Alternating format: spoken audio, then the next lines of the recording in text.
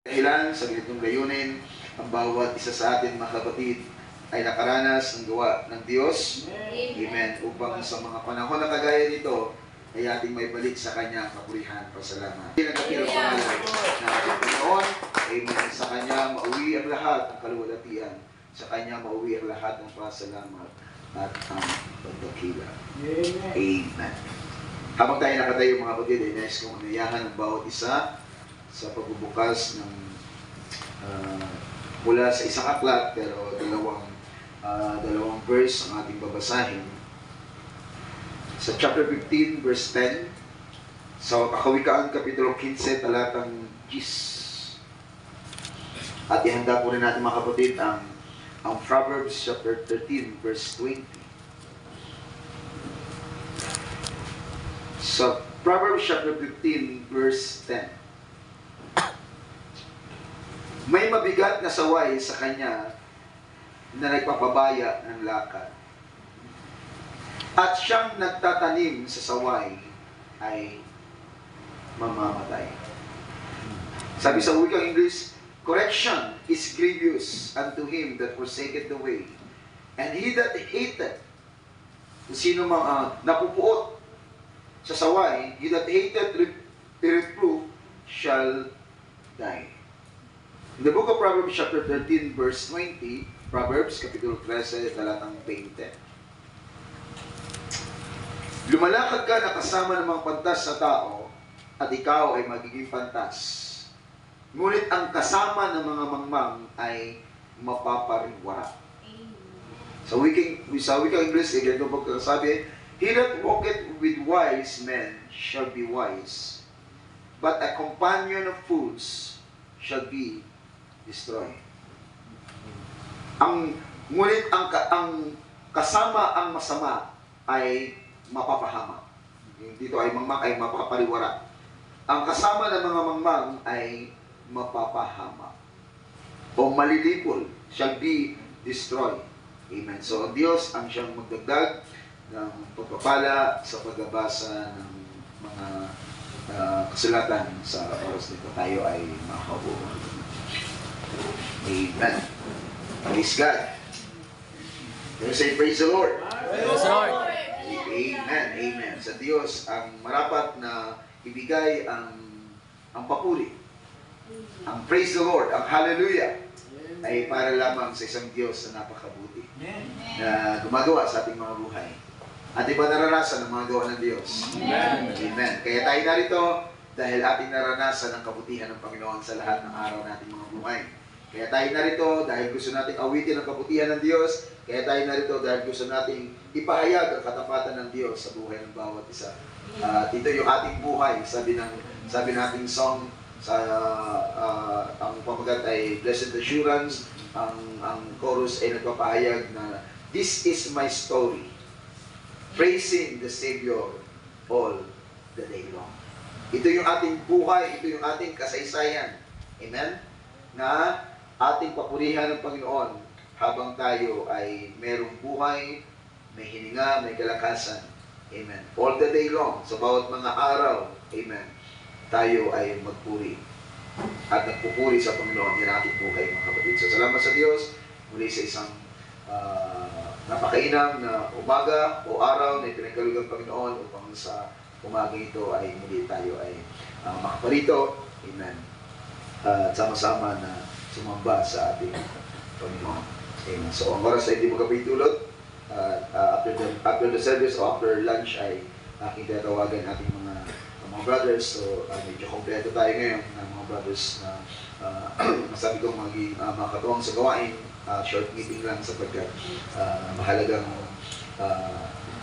kumbaga pag-uusapan dahil nga nalapit sa mga sunod ng mga weeks kung itulot ng Panginoon ay kami ay makalis. So, kailangan natin ihanda yung mga gawain upang ang bawat isa ay magamit ng Diyos sa bawat mga gawain sa church o maging sa mga ating mga open doors, makipagbalikatan sapagkat medyo kahit ako ay parang struggle din mag-isip sa pag-iisip dahil nga kapag ako nawala, ang aking mga anak ay makasama ko. So ang tugtugan, ang music ministry ay kumbaga ay mapipilayan.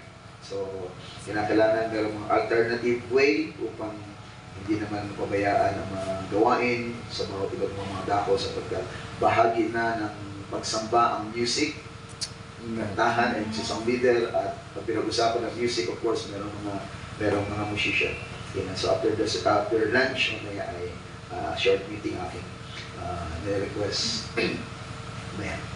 So wala mga kapatid sa paksa na ating pag-usapan ay gusto kong pamagatan ating paksa mula sa dalawang magkaibang chapter of verse na ating pinagkunan pero the same book which is the book of Proverbs ay ating pamagatan ang ating paksa.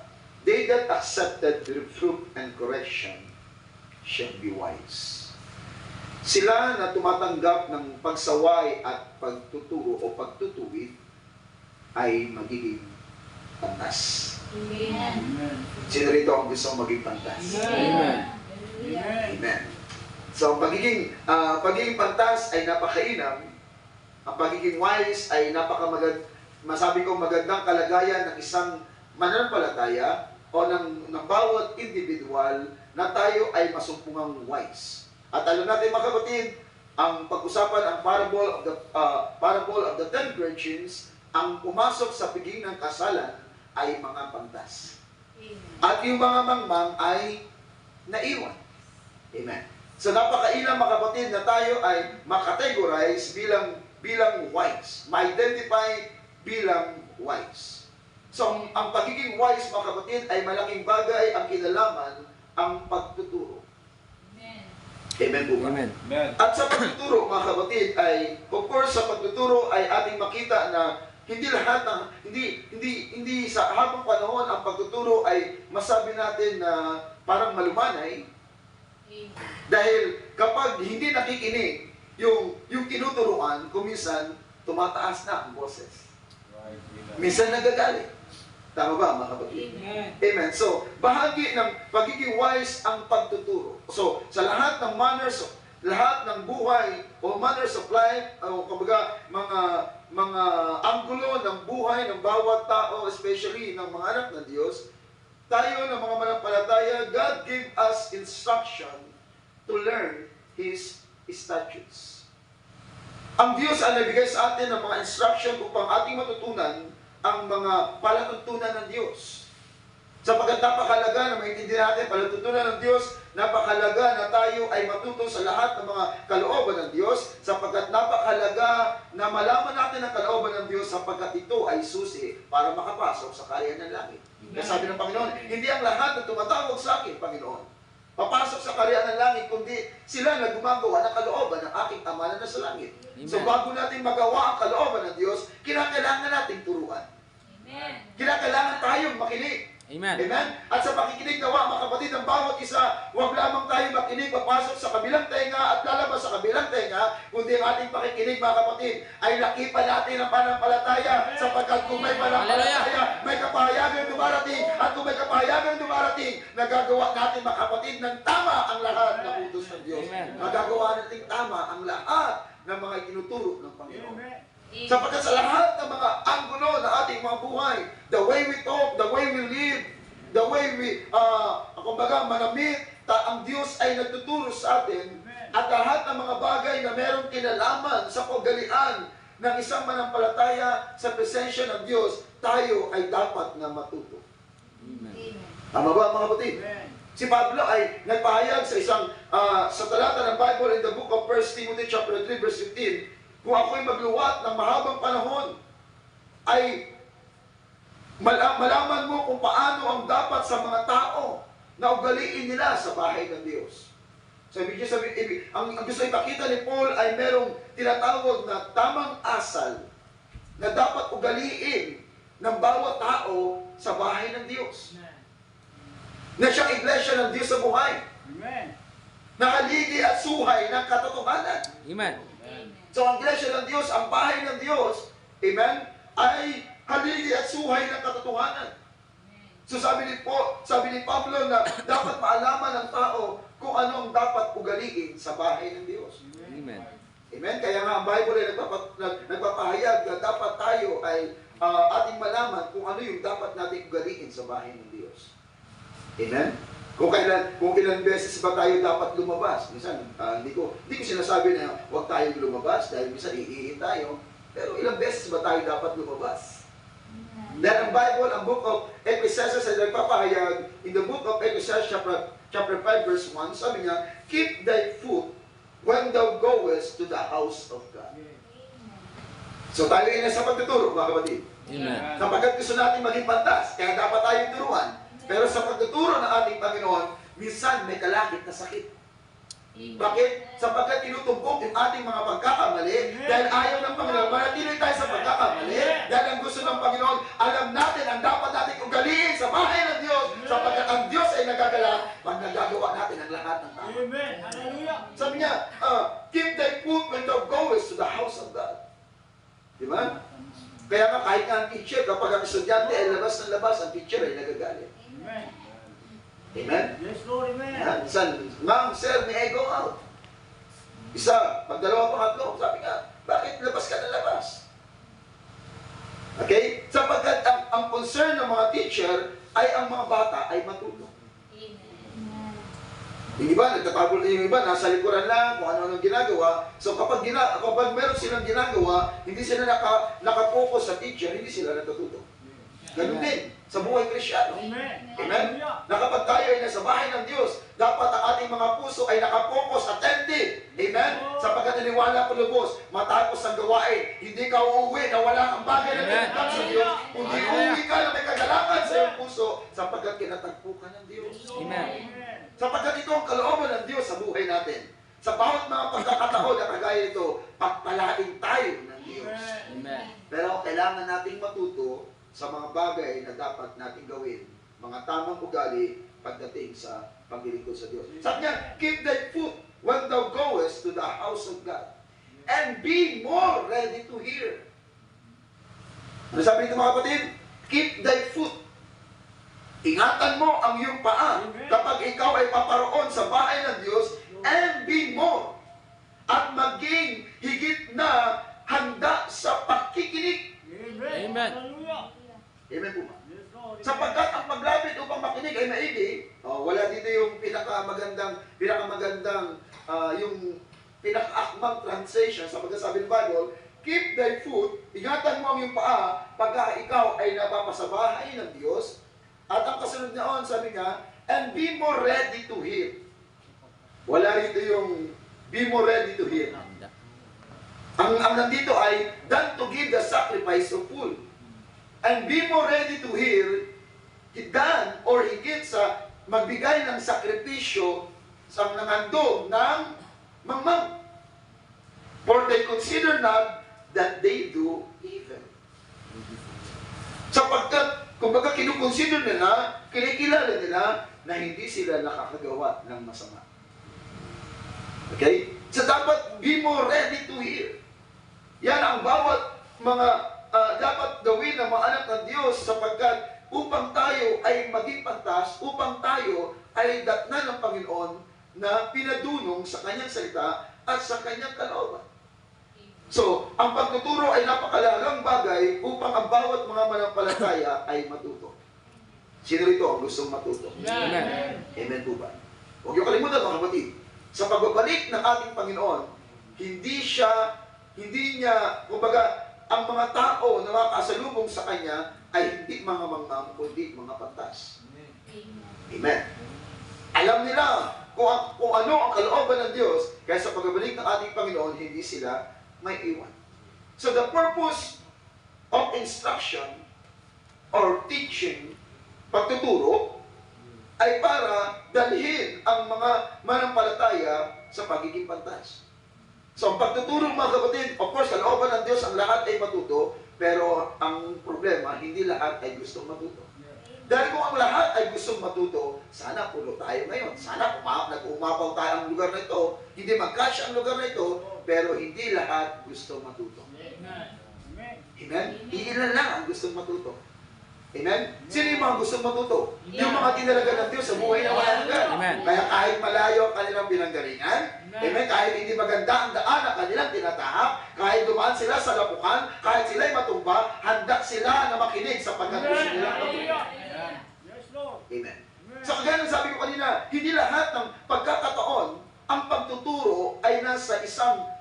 isang mahinahon na pagtuturo. Dumarating ko minsan ang tinatawag na correction or saway, sapagkat meron nang nagawa ang isang tao, ang isang manampalataya, kaya gusto ng Panginoon ituwid. Amen? At kung minsan, ang Panginoon gumagawa na, itinutuwid na, pero ayaw pa rin. Kaya nandiyan ang pagsaway. Amen? So, it is the way of instruction. Ito ay paraan, daan ng pagtuturo sa bawat isa upang ang bawat mga anak ng Diyos ay hindi mga ligaw. Amen. Amen? Hindi matalang. So, teaching is important in order to be wise. Kaya ang banal na kasulatan, even si Haring David ay nagpahayag, nagpapasimula ang pagtuturo habang ang bata ay bata pa. Kaya sabi niya in the book of Proverbs chapter 22 verse 6, turuan mo ang bata sa daan na dapat niyang lakhanan. Ibig sabihin, ang mga bata, ang mga magulang, amen, we have duties. Meron tayong duties and responsibility sa mga anak na ipinagkaloob ng Diyos sa atin. Because the Bible says, ang mga anak ay regalo ng Diyos sa mag-asawa. Amen. Okay? Ang bata ay regalo ng Diyos sa mag-asawa. Amen. So ang bata, kung ito ay regalo ng Diyos, dapat ingatan, dapat turuan. Kaya sabi ni Haring David, Haring Solomon, turuan mo ang bata sa daan na dapat niyang lakaran, pagka tumanda man siya, ay hindi niya hihiwalayan. Amen. Kaya napakahalaga mga kapatid yung tinatawag na upbringing sa mga kabataan. Ano yun, yung upbringing, minsan mali yung pagpapalaki. Kaya pagdating ng panahon, yung mga bata ay lumalaki na walang respeto. Amen.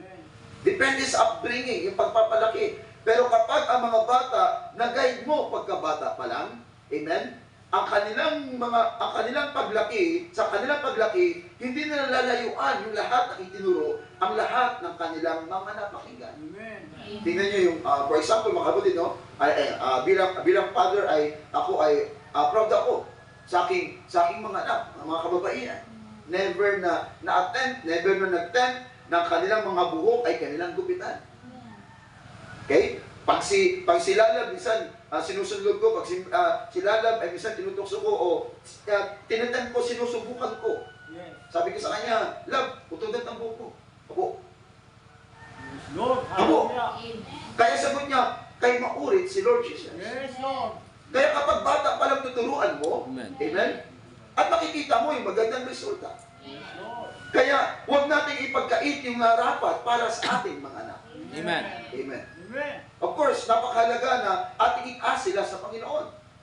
Kaya nga yung, kahit na yung mga maliliit na bagay, kapag pinalagpas mo yan ay malalagay sa kaisipan ng mga bata na para mag ito ay okay na. So turuan mo ang bata sa daan na dapat niyang lakaran. Pagka tumanda man siya, ay hindi niya hihiwalayan. Amen. So napakainam na magkaroon tayo ng mga anak na masabi natin pinadulong sa salita ng Diyos. Hallelujah. Okay? Na hindi ka nahihirapan. Na masabi mo maging kaakibat mo, alalay mo, maging kasama mo sa paglilingkod sa ating Panginoon. Sapagkat ito yung kagalakan ng mga magulang. Sapagkat ang Proverbs chapter 15 verse 20 ay nagpapahayag ng ganito, ang pantas na anak nagpapasaya ng ama. Amen. Okay? Hindi lang ito tinutukoy na pagiging matalino sapagkat ang pinag-usapan dito mga kapatid, hindi lang pagiging matalino, kundi ang pagiging disiplinado. Amen. Sapagkat may mga matalino na walang disiplina. Amen. Amen? Amen. So ang pinag-usapan dito ang pagiging matalino sapagkat ang bata ay pinapantas, alam niya kung anong dapat ng uri ng buhay na dapat niyang isipamuhay. Kumbaga, nabubuhay ng ayon sa pagdidisiplina ng kanyang mga magulang. Ang pantas na anak ay nagpapasaya ng ama, ngunit inahamak ng mangmang ang kanyang ina. Amen.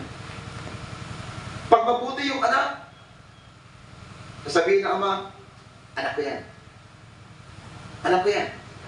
Pero kung minsan kapag pasaway, ambot yan sa nanay mo. Anak kay nanay mo. Anak ka nanay, no? Pero ang pinag-usapan dito, ngunit inahamak ng mangmang ang kanyang ina. Bakit? Sapagkat yung ina ang nagluwal sa kanya. Yes.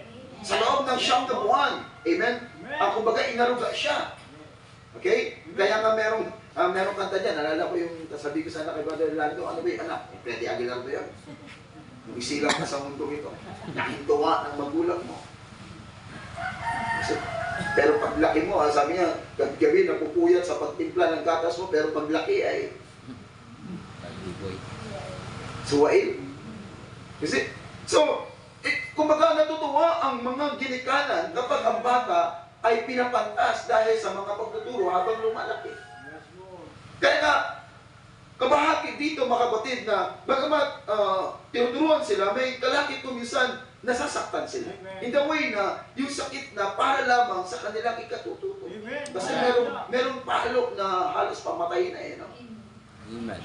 Okay? Kaya hindi tayo dapat na, halimbawa, makita tayo ng mga magulang pinapalo yung mga anak. It's a natural thing sa pagtuturo yan ng Bible. Pero ang hindi natural dyan, yung Diyos puros na balbalon mo na sa tubo hanggang sa mapatay na. So hindi yun. Kundi yung palo, sabi niya, in the book of Proverbs chapter 23 verse 13, withhold not correction from the child. For if thou beatest him, huwag mong ipagkait ang saway sa bata, sapagkat kung iyong hampasin siya ng pamalo, siya'y hindi mamamatay. Amen? Hindi mamamatay. Sapagkat, and of course, sa isang nagmamahal na magulang, na ama, kapag siya'y pumalo, hindi para pumatay. Kaya ba ito? Yes. Non-tension kapag namalo sa mga anak, pamatay para hindi lang matapos sa sakit ng ulo ko, maayo pa. Naalala ko lang yung kwento. Sabi ng aking ama ay ako ay para sa kanyang paningin ako ay treasure. Kaya gusto niya na akong ilibing. Treasure, kaya gusto niya ilibing.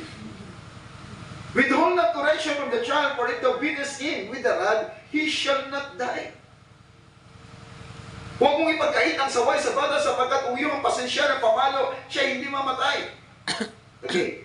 Iyong hampasin siya ng pamalo at ililigtas mo ang kanyang kaluluwa. Amen. Amen. Okay? Sapagkat kapag siya ay pinalo mo at pinaalala mo, pinakita mo sa kanya kung bakit mo siya pinalo, sapagkat ayaw mo siyang mapaniwala, gusto mo siyang turuan, ililigtas mo ang kanyang kaluluwa, maiingatan ang kanyang buhay, hindi mapapahamak. Amen. Amen. Dahil napakahalaga sa mga magulang na magkaroon ng wisdom mula sa Diyos. Amen. That's why kapag merong mga ina-offer na, inaalay na sanggol sa church o baby, ang aking dalangin ay hindi lamang doon sa bata. Yes. Sapagkat kung hindi tuturuan ng mga magulang, ano ituturo nila sa bata? Minsan nga doon sa Cavite noon, may lola na laging kapag nanganak yung anak niya, isang sister, dinadala niya sa church, inahandog niya. Pero ang problema, yung mga magulang, wala. Okay? Hindi maturuan. At ngayon, yung anak ay, parang chitchilin na palupad-lupad. Yung mga bata, iniwan sa lola. Kaya yung lola, siya nag-ano ka. Nasamantalang hindi na maobligasyon ng lola, obligasyon ng mga magulang. Kaya sila manag-anak-anak. Amen. Di ba? So, kalakip doon yung obligasyon. Thou shalt beat him with the rod, and shall deliver his soul. Ililigtas mo raw ang kanyang kaluluwa, deliver his soul from hell. Ililigtas mo ang kanyang kaluluwa saan? Mula sa impyerno. Yes. Amen. Amen. You see? Kaya na napakahalaga yun, sapagkat kapag ang sinuman ay tumanggi sa saway, kapag tumanggi sa pagtuturo, ang Proverbs chapter 15 verse 32 ay nagpapahayag ng ganito, he that refuseth instruction despiseth his own soul. Sabi nga, siya daw na siyang tumatanggi sa saway, ay humahamak sa kanyang sariling kaluluwa. So kapag daw ang tao, tinanggihan niya yung saway, yung pagtutuwid, yung pagtuturo, ay humahamak sa kanyang salita, ngunit siyang nakikinig ng saway, ay nagtatamo ng kaawaan. Nakita niyo mga kapatid? Di ba? Kapag tumatanggap ng saway ang isang bata, yung ama ay naluluoy. Amen. Pero kapag ang isang anak ay hindi nakikinig, lalo pang hinihila sa galit ang ama. At ganoon ay pinapakita, habang ang manampalataya ay hindi nagpapatuwid, ang Diyos ay nagagalit. Pero kapag nakikinig sa Hallelujah. saway, ibinababa ang sarili. Glory, Ang hallelujah. Diyos sa langit, tinayakap tayo. Glory. Sapagkat ang gusto ng Diyos, nagpapakumbaba tayo sa kanyang harapan. Amen. Hallelujah, hallelujah. Hallelujah. Sapagkat ang Diyos ay malapit sa kanila na may pagbag na puso at may pagsisising iba. Amen. Of course, hindi natin maiwasan tayo nagkakamali. Amen? Pero ang napakaganda ugaliin ng isang manampalataya, kapag tayo ay nagkakamali, marunong tayo kumilala na ating pagkakamali at lumalapit sa Diyos, humihingi ng tawad sa Diyos, at ang Diyos mayaman sa pagkapatawad. Amen. Ang Diyos ay mayaman sa pagkapatawad. Kanino? Sa mga humihingi ng tawad. Amen. Hallelujah. Amen? Sa halip na ibaba ang sarili, yung nagmamatigas pa, yan ang ayaw ng Diyos. Sapagkat ang sabi ng Bible, bago ang pagkawasa ay ang pagtigas ng puso, ay ang pagmamalaki ng tao. Before destruction, bago daw ang pagkawasa, ito yung pagmamapuri, pagyayabang ng tao, pagmamataas ng tao. Pero ang batas ng Panginoon, bago ang kaluwalhatian, pagpapakumbaba muna. Kaya sabi ng Panginoon, amen? Mapalad yung mga nagpapakumbaba sapagkat sila ay tataas ng Panginoon. Amen. Hallelujah, hallelujah. So, pinapakita dito ng banal na kasulatan, mga kapatid, ang siyang tumatanggi sa saway ay lumahamak sa kanyang kaluluwa. But he that heareth reproof, ngunit siya na nakikinig ng saway, sabi dito, get it understanding. Okay? But he that heareth reproof, maganda rin ang pagkasali ng Tagalog, na sabi niya, ngunit siya nakikinig ng saway ay nagtatamok ng kawan. Talaga na totoo naman, mga kapatid. Kapag tayo nakikinig ng saway, ibig sabihin, tinatanggap mo kung bakit ka sinasaway. Amen. Tinatanggap mo kung bakit ka pinapalo. Tinatanggap mo kung bakit ka pinagagalitan. Amen? Magtatamok ka ng kawan. Amen. Amen? Pero ang sabi ng English, maganda yung salin ng Tagalog, pero sa English, but he that heareth reproof, get it understanding. Siya raw na nakikinig ng pagsaway ay nakakaunawa. Okay? Sapagkat yun talaga ang character ng isang wise, nakakaunawa. Hindi naging magagandang bagay na nangyayari sa kanya, kundi kahit man yung mga negatibong bagay, kapag dumating sa buhay niya, naunawaan niya ang layunin ng lahat ng ito. Tama ba, mga kapatid? Kaya ang buhay Kristyano, hindi lang lahat positive. Tama? Kundi may mga pagkakataon, at most of the time, tayo ay nasa negatibong kalagayan, tayo ay nasa lublog na kalagayan, nasa mga kahirapan at nasa mga kikipitan, pero sa lahat ng ito, binigyan tayo ng Diyos ng kaunawaan, pinahintulot ng Diyos ang lahat ng ito para matuto tayong tumawag sa Diyos, at kapag tayo tumawag sa Diyos, the very present God help in time of trouble. Hallelujah, hallelujah. At diyan ang Diyos ay nalulugod. Hindi sa nakikita ng Diyos na ikaw ay naghihirap, hindi sadista ang Diyos, na ang Diyos ay natutuwa kapag ikaw ay naghihirap o nasa isang masalimuot na kalagayan o ikaw ay nasa karamdaman. Hindi sa gayong paraan. Ang Diyos ay natutuwa dahil sa ganung kalagayan, ikaw ay tatawag sa Kanya at ang kaluguran ng Diyos ay ang makitang tumatawag ang bawat isa para siya'y makagawa. Kaya hindi lang bakit ko sinasabi sa inyo, mga kapatid, yung mga mayaman, dahil sila ay kompleto na sa lahat ng mga bagay, hindi na sila tumatawag sa Diyos. Tama? Amen. Hindi na tumatawag sa Diyos. Bakit kumpleto na sila eh? Pero tayo, mga kapatid, bagamat sa lahat ng bagay, pero alam ng Diyos, sa panahon ng pangangailangan mo, tatawagin mo ang kanyang pangalan. Amen. Ikaw ay dudulog sa Kanya at ang Panginoon ay nagpahayag. Ang sino mang humingi ay bibigyan. Ang sino mang umanap ay makasumpong. Ang sino mang kumatok ay pagbubuksan ng Panginoon. Hallelujah. Kaya sabi ng book of Jeremiah chapter 33 verse 3, tumawag kayo sa akin at ako'y dirinig sa inyo at magpapakita ng mga bagay na hindi nyo pa nakita. Amen. Hallelujah. Amen. So ganun ang kalagayan ng isang pinapantas sa mga salita ng ating Panginoon. Amen.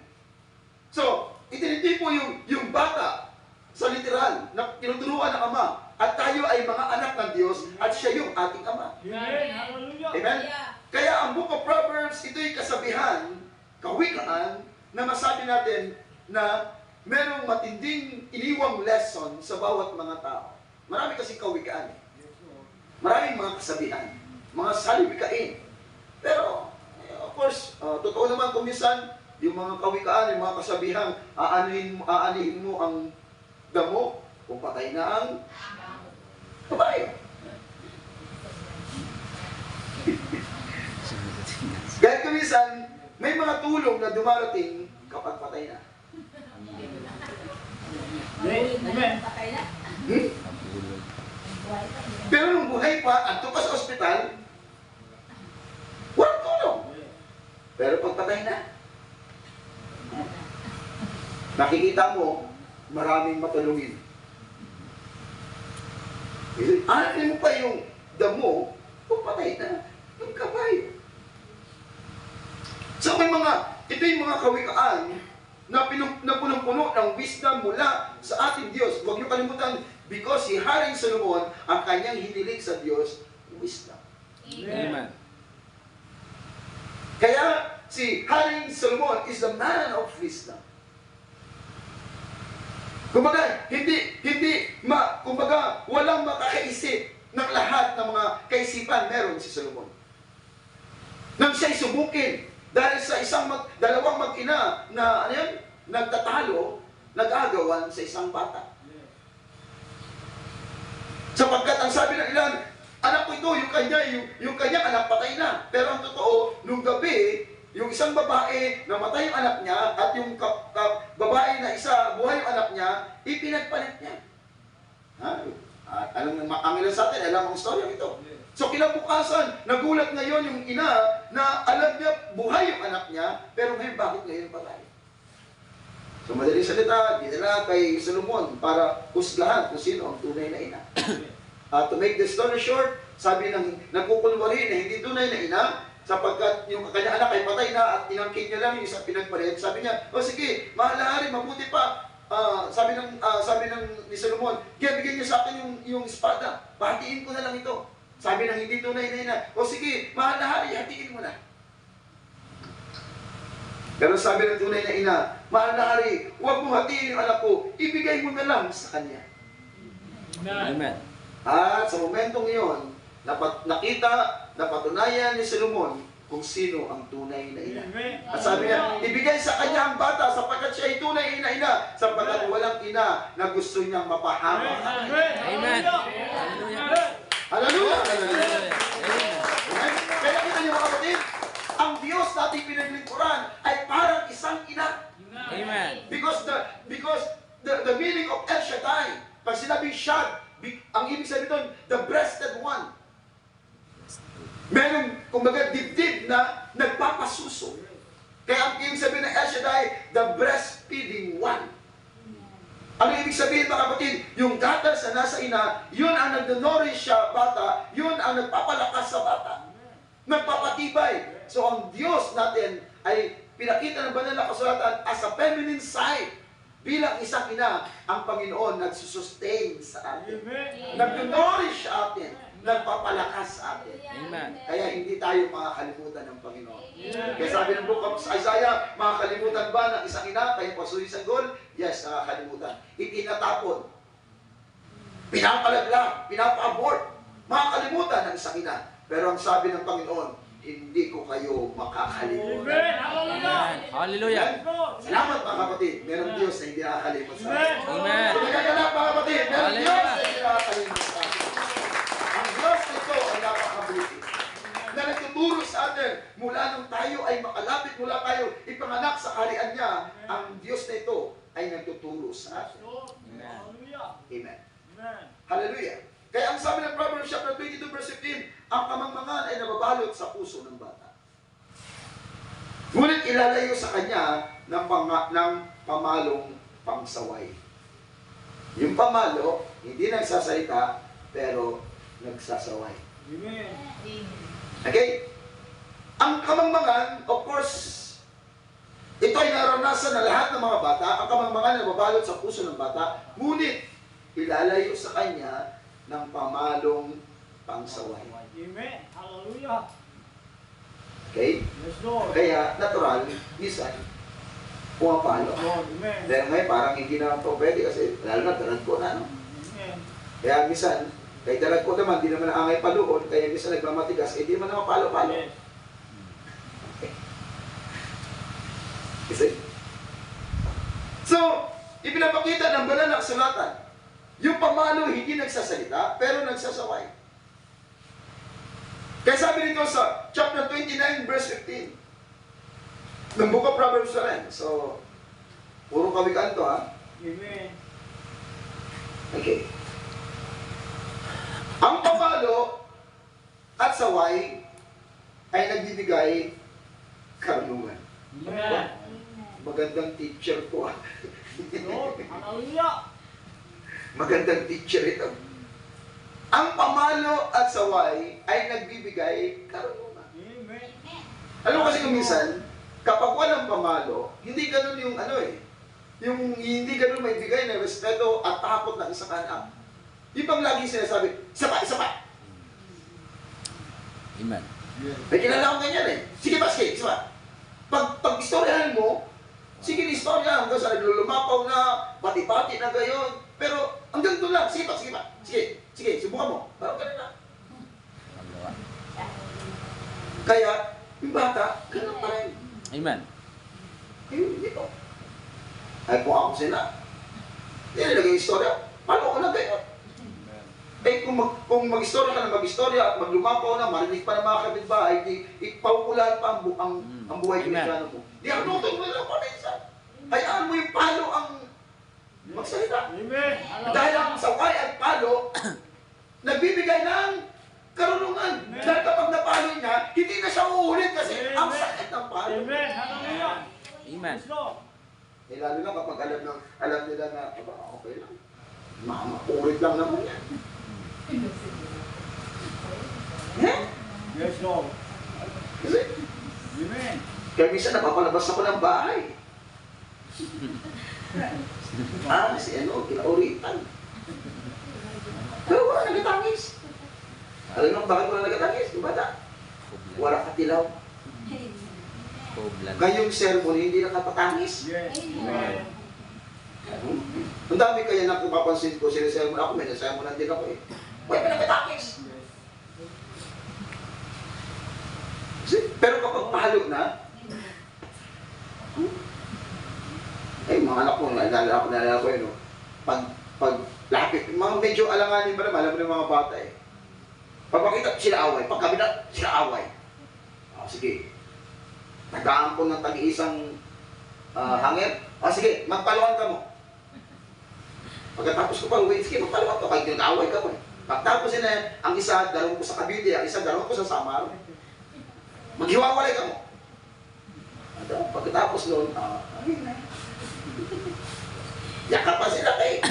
Habang pa sila magkahiwalay. Amen. Pero ako nung pamahog lang at kasama ng palo kasi kung istorya lang walang palo, hindi nagtatanda eh.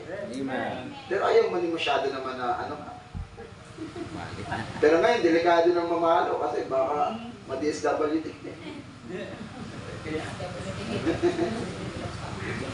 Pero kapag pinalo kayo at dinala kayo yung DSWD, sabihin nyo na scripture, oh. Yes. Amen. Hallelujah. Amen. Amen? Sapagkat higit na matindi ang batas ng Diyos kaysa batas ng Amen. lupa. Amen. Hallelujah.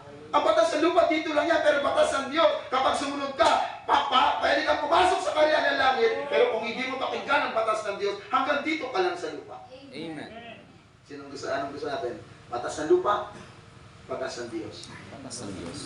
Sa Diyos. Yes. Amen. Amen. Hallelujah. Pero sabi naman ni Paul, igalan nyo rin naman yung mga Amen. namuno. Amen. Sapagkat ang Diyos din naman ang naglagay sa kanila. Amen. Amen.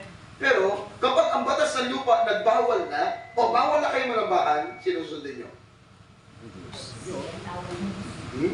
O lahat ng mga porpis, mula ngayon, hindi na kayo magsasamba. Sinusundin nyo. Sabi ko nga noon, ano pa nga ako niyan eh, inisyoan ako niyan, kaya inudong nila yung kanilang porpis dahil nangaral daw ako. Sa Diablo daw yung porpis. Mga taga-kabas, ano ba, Bonso? Kaya lahat sila doon, wala na mga portes, kasi surrender naman yung panunumpa. Kaya habang dumadaan yung mga nakamotor papunta ng Aroroy, sila nakamasid na lang. Ay, wala naman na. Kaya sinurrender, kaya nagpamati man sa Diablo daw. At pagbanda nung huli, ako pang binasol, ako daw nagturo. Sabi ko, kung ako nagturo na yung purpose ay sa Diablo, di sana mga taga-kapitan wala na sa purpose. Pero sabi ko, habang lahat ng yan ay tulong yan ng gobyerno. So habang tinutulungan kayo, enjoy ninyo yung tulong. Pero kapag dumating sa punto at sabihin nila, magpapatuloy yung purpose, pero inyong tatalikuran ang panampalataya nyo, doon na kayo mag-react, doon na kayo tumayo, doon na kayo manindigan. Pero wala pa, enjoy nyo lang. Pero kapag ginamit na yan ang 666 at gamitin na yan, tatak sa inyo, o ang lahat ng may tatak, may purpose. Wow! Yan hindi ka makakabili, hindi ka tatanggap ng tulong kung wala kang tatak. Kapag di gumano na sa punto, yun na yung pwede na yan. Eh, matindi pa naman din ngayon, nagpapasimula na yan. Amen. Biliin mo, kukuha ka lang ng mga 2,000 sa Palawan, murang ka pa. Para sa diin. Ang hanapan ka pa ng details, pera mo na lang, hihigpitan ka pa. Kasi darating ang panahon, pag ang 666 ay nag-rules, hahawakan niya ang gobyerno, ang military, ang politika. Kaya saan magtatago yung mga taong gusto magtago? Kaya kahit kayo mga pumunta ng Pangasinan, hindi yan makakatago. Amen. Pero ang mga anak ng Diyos, hindi naman nangangamba, hindi natatakot. Sapagkat kung dumating man yan, wala na tayo. Amen. Hallelujah. Glory. Nag-enjoy! Sapagkat bago dumating ang ika-70 sanglinggo, yung 1 week left, the church will be gone. Amen. At yung kalahating isang linggo, which is 3.5 years, ito ay ministeryo ng 2 propeta Amen. upang tatakan ang 144,000 na mga Hudyo. Hindi yung mga Gentile, mga Hudyo yun. Pero sa kalagitnaan nito, ang hayop ay aahon at doon sa man of sin, which is the Pope of Rome, na siya ngayon ay magtatanggap sa kanyang sarili na siya ay Diyos. At papatayin ng 2 propeta at ang lahat ng walang tatak sa kamay at sa noo, hindi sila pagbibilihan at sila ay pupugutan ng tubig. Amen. Amen? Pero before yan ay mangyari, wala na. Amen.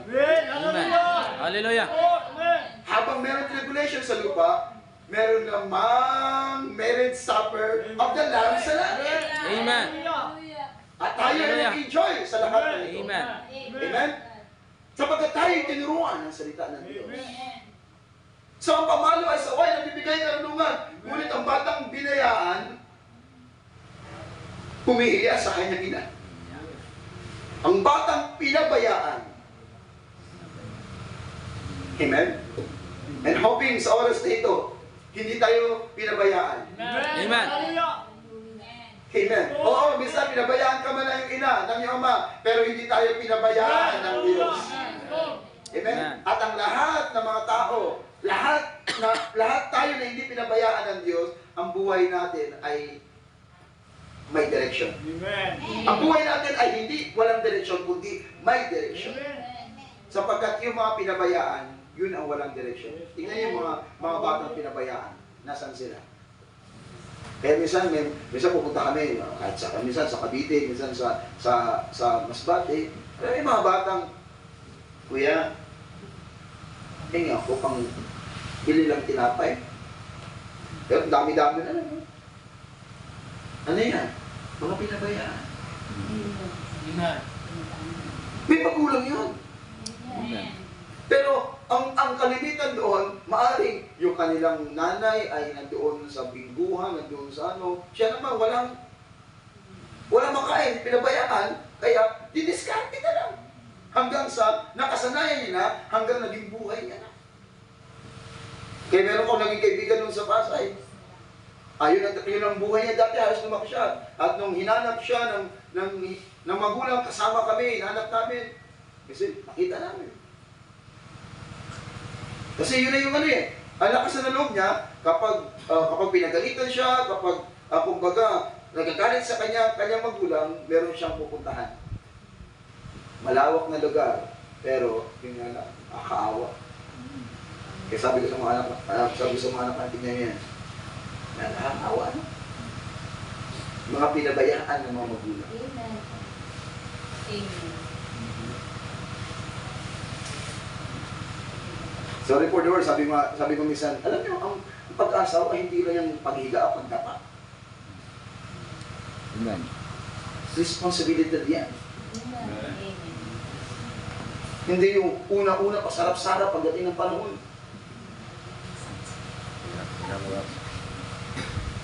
Kaya nga nakakalungkot, di ba? Ayuhan mo, paalalahanan mo, hindi makinig. Pero pagdating ng panahon sa pag-asawa na walang ayos, sino ang nahihirapan?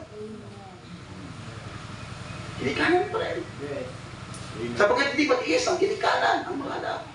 Amen. Amen. Hallelujah. Pero sa halip na makapagbigay ng kaginawaan, ng kaayuhan, bigat ang naibibigay. Pero nandun pa rin ang pagdamay. Pero subukan mo kayang baliktarin ang mga sitwasyon. Kung sumunod ka bilang isang anak, di sana hindi ka nagbigay ng kabigatan, nag-enjoy ka sana kasama ang magulang na nagpupuri sa Diyos. Amen. Hallelujah. Yes, Lord. Kaya doon sa amin, meron gawa ng pagkukulang sapagkat hindi na marunong makinig. Ngayon, nakasimba naman dahil hindi natin pwedeng pagbawalan sapagkat lahat ay gusto nating akayin sa Panginoon.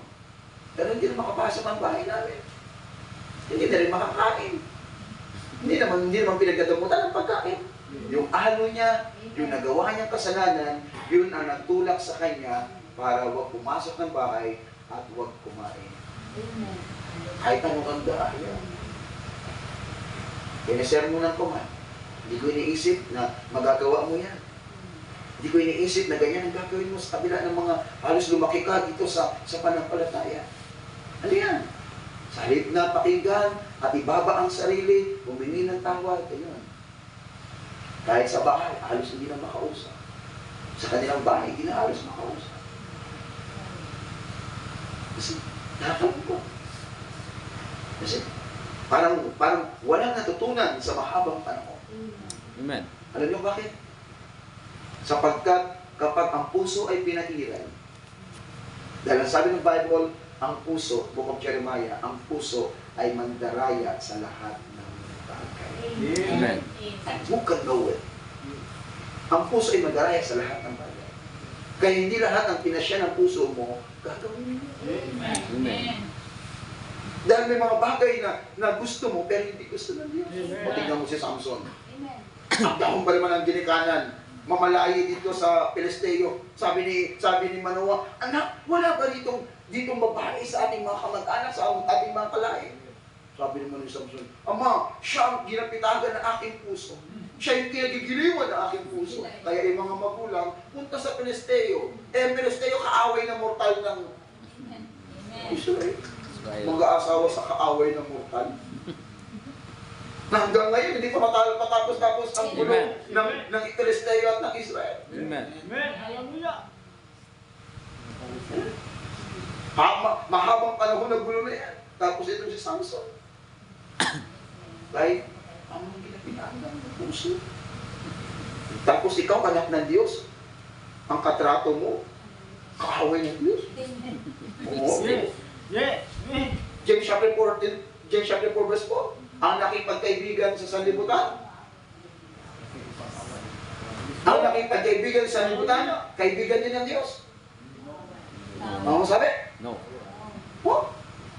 James chapter 4 verse 4, kayo mga niya, hindi ba ganyan nalaman na pakipag-ibig sa libutan? Pakipag-away sa Diyos. Sino mga mag-ibig na maging kaibigan ng salibutan, nagiging kaaway ng Diyos. Amen. Amen. Hallelujah. Hallelujah. Yes, Lord. Tapos titibok ang puso mo sa mali pa. Yes. Amen. Magpili-pili ba ito eh? Amen. Pagwapo-gwapo, paganda-ganda. Ayaw magpahuli. Si Basi mabusan kay Pastor, ikaw ba mo nasabi, apit na ang Ginoo magbalik, kaya antes mga magbalik ang Ginoo. Kasi, makipagkaibigan, makipagrelasyon sa libutan, ay kaaway na ng Diyos. Amen. So dapat matuto tayo sa kung ano ang kalooban ng Diyos. Sapagkat ito yung bagay na ipinapakita ng banal na kasulatan kung paano ang Diyos nag-direct ng turo ng buhay ng bawat isa na nagbigay ng instruction upang tayo ay huwag mangaligaw. Kaya nga ang Book of Ecclesiastes, chapter 12, verse 13, nagpapayag, let us hear the conclusion of the whole matter. Ating pakinggan ang conclusion ng lahat ng mga bagay. Matakot ka sa Diyos at sundin ang kanyang utos, for this is the whole duty of man. Amen. Sapagkat ito ang buong katukunan ng tao, ang alin, ang matakot sa Diyos at sundin ang kanyang mga utos. Amen. So ang palatuntunan ng Diyos, ang utos ng Diyos, ang instruction ng Diyos ay pinagkaloob sa pamagitan ng mga kasulatan. Nasabi ito'y mapapakinabangan sa pagtuturo, sa pagsansala, sa pagtutuwid upang ang mga tao ng Diyos may harap na tinuruang lubos sa lahat ng gawang mabuti. Amen. Amen. So ipinagkaloob. Kaya sabi niya, mga kinasihan, Yes, Lord. given by inspiration, ibig sabihin, breathed in. I forgot yung ginamit na Greek word. Pero ang ibig sabihin, yung inspiration, given inspiration, he breathed in. Hiningahan ng Diyos. Binigyang buhay ng Diyos. Kaya sabi ng Panginoon, ang salita na sinasalita ko sa iyo, pawang espiritu, pawang buhay. So pinagkaloob ito ng Panginoon upang sa pamagitan ito ay kanyang i-guide ang mga manampalataya into the way of righteousness. Yung mga instruction na yan, yung mga commandments na yan, yung mga palatuntunan na yan, ay yan ay pinagkaloob ng Diyos upang patnubayan ang bawat isa sa way ng katwiran, ng kabanalan, ng kabutihan, sapagkat ang Diyos ay napupuot sa kamangmangan at kalikuan. And every wickedness and every foolishness, there will have a judgment. Magkakaroon ng kahatulan. Amen. There will be a punishment. Merong kapamakan na naghihintay. Kaya sabi ng Proverbs chapter 15 verse 9, ang lakad ng masama, kasuklam-suklam sa Panginoon. 15 verse 9 ng Book of Proverbs. Ang lakad ng masama, kasuklam-suklam sa Panginoon. Okay? Kaya niyo mga kapatid, the way of the wicked is abomination to the Lord. Amen. Amen. Ngunit, ito mga kapatid, maganda ito. Lagi in comparison. Ang lakad ng masama, suklam sa Panginoon, ngunit, iniibig niya ang sumusunod sa katwiran. Amen. Amen. Hallelujah. Hallelujah. Amen. Hallelujah.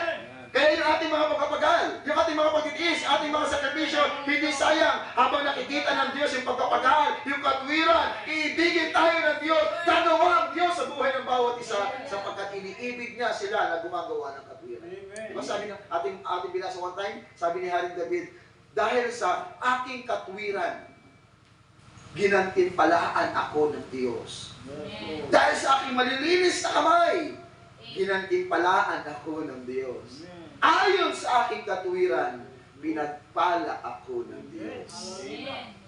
Amen. Amen? Kaya iniibig ng Panginoon yung sumusunod sa katwiran. But verse 10 says, Yes. may mabigat na saway sa Kanya Yes, Lord. na nagpapabayad ng lahat. Yes, amen. Di ba? Isa yung mga anak natin na hindi gumagawa natin ng responsibilidad, may mabigat na saway. Ano ka ba? Hindi mo pa alam gagawin mo. Ano ka ba? Tanghali ka na gumangon. Alam mo naman pag-gising ng umaga, marami tayong trabaho, marami tayong... May mabigat na saway. Amen. Para naman, bangon ka, tanghali na. Siyempre, pag bangon sa tanghali, kinakailangan mo magsuntan. Kinakailangan mo magwalis. Ang iba, pinagay ng trabaho. Ikaw tulog pa. Sa tingin mo kaya, may matutuwa? Wala. Amen. Ang matutuwa Habang natutulog, ikaw. Pero huwag yung kalimutan, yung katuwaan na naranasan mo, may iba na nakagalit. Amen. Amen. Kaya ayaw ng Diyos yung tamad eh. Amen. Kaya ayaw ng Diyos yung tamad na Kristiyano. Yes. Walang Amen. ginagawa. Amen. Lagi siya, kaya naman sila eh. Kahit hindi ako gumawa, may iba naman nagagawa eh. Oo nga, may ibang gagawa. At sa ginagawa nila, pinagpapala sila ng Diyos, pero ikaw walang ginagawa. Lord, hallelujah. Amen. Kasi, kaya yung sabi natin pa ba, ang Panginoon ay kagaya ng isang master of the house na nagpangibang bayan at kanyang hinabilin ang kanyang trabaho sa bawat mga alipin at ang bawat isa sa kanyang gampanin. Amen. Yes, Lord. Hinabilinan. Amen. Pero problema, nang bumalik ang master of the house, sabi niya, ay, matagal pa naman babalik yung aking master. Bumalik sa panahon hindi niya inaasahan. Ikaw na tamad. Yes. Amen. Amen. Amen. Amen? Amen. Amen. Kaya ang Proverbs siya nagpapahayag, ikaw na tamad. Kita ang Langgam. langgam. Hindi rin langgam sa langit. Sa Cebu, sa Bisaya, langgam, ibon. Tanawa, katong mga ants, mga langgam. Kasi, Yes. sila, grabe kitang paggawa. Dahil alam nila, hindi habang panahon, malaya silang mangita sa pagkaon. Bisaya, mangita ng pagkaon. Kaya may panahon kayo, na hindi sila kagawa. Kaya Amen. ulan man. Ay, nakakita ka na ng langgam na may dalang payo. TV. Kapag mainit, nagtitipon yan. Dahil may panahon na hindi sila makalabas. Mabuti pa nga yun langgam. Alam nila, meron target na pagkain. Diba? Makaamoy na lang konti. Sabi nga ako, katalig-talig, ada na kami mga guyong ikaw. Eh, wala ka magawa. Dahil matalaga ang pangamoy niyan, matalas. Wala sa kanilang puwang, sa kanilang kaisipan, ang patulog-tulog, patakan-takan. Dahil alam nila, kailangan nila yun. So kung ating naiintindihan, sabi ng proverb, masdan mo yung langgam, maintindihan natin kung ano ang kalooban ng Diyos sa ating mga buhay. Habang may panahon pa, gumawa tayo ng ayon sa kalooban ng Diyos, huwag tayo maging Hallelujah. matataman sa pagtang kapanahunan. Tayo ay mag-aani kung hindi tayo mangimanod sa paggawa ng Diyos. Amen. Amen? Amen. Kasi, kundi tayo, sabi ni Pablo, sa pamagitan ng pagtitiis at pananampalataya, amen, ating kamtan ang pangako. Magsitulad tayo sa kanila. Sa pamagitan ng pagtitiis at pananampalataya, kinamtan ang pangako. Amen. Sa may bigat na saway sa kanya, nagpapabaya ng lakad. At siyang nagtatanim sa saway ay mamamatay. Amen. Siyang napupuot sa saway ay mamamatay. Correction is grievous unto him that forsaketh the way. Para doon sa humiwalay na, pinabayaan na ang daan. Anong daan ang tinutukoy? Yung daan ng Diyos na inilagay na dapat natin lakaran sa kanila na napupuot, pinabayaan ang daan na yan, yung saway mabigat. Amen? Pero doon sa mga anak ng Diyos, bagamat nagkakamali at sila'y dumaranan sa saway, hindi mabigat para sa kanila ito. Nagpapasalamat pa sila sa Diyos dahil sinaway sila ng Diyos. Dahil sabi mo na naksulatan, ang aking iniibig ay aking sinasaway at pinarusahan. Amen. Amen. Kaya ang isang manampalatayang hindi nakaranas ng saway at palo pagkatapos magkamali, hindi anak. Amen. Amen. Yes. Amen. Meron, basahin natin yung mga huli. Sabi ng banal na kasulatan, ang hindi anak ay hindi tumatagal sa bahay. Amen. Amen. Yes, Lord. Amen. Kasi yung anak, bagamat minsan pasaway, kinagagalitan, pero nananatili yan. Sapagkat walang better place sa kanya, kundi yung tahanan niya. Kaya kung ating maintindihan sa literal, maintindihan natin spiritual, na kahit minsan dumaranas tayo ng pagsaway mula sa likod ng pulpito, pero palibhasa ikaw anak, hindi ka aalis, hindi ka lalayo, mananatili ka sa bahay ng Diyos, sapagkat dito sa bahay ng Diyos, ang paghukom ay nagsisimula. Amen.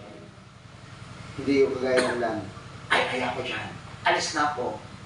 Ang sabi ng banal na kasulatan, ang alipin ay hindi tumatagal sa bahay. Amen. Amen. Pag nakagalitan, sasabihin niya, alis na po ako. Mabuot. Pag di may atagi sa waldo. Pagtalikod niya, kala mo ikaw lang amo? Tama amo. Buta yung problema kasi, napapagalitan, mas marunong pa eh. Pinapagalitan, kaya naman, nag-apply ba naman ng trabaho? Katulong? Pero mas labaw pang cellphone. Nag-apply ka pa. Kung mag-apply ka, dapat alam mo yung gagawin mo. Hindi ka mag-apply ng trabaho para maging, sir, ma-apply po. Ano applyan mo? Bossy.